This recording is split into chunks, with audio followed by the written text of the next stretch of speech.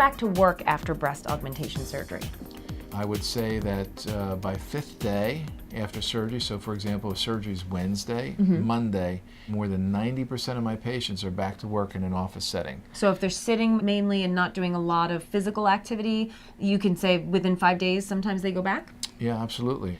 If they use their arms more, like my hairstylists, waitresses, nurses that pull patients, I would say they can go back towards the end of the 2nd week. They're a little sore, but they manage.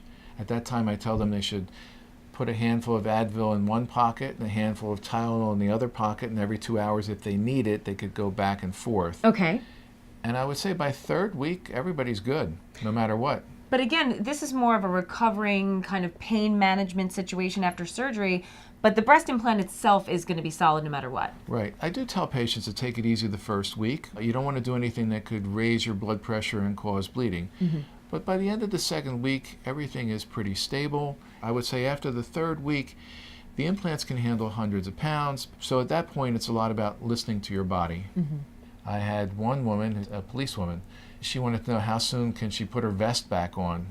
So as early as 2 to 3 weeks, she could put her vest on and get back out into the streets. And after the 3rd week, full speed ahead. Wow, so even a police officer can be back to work and totally recover by 3 weeks. And wearing a bulletproof vest. Wow.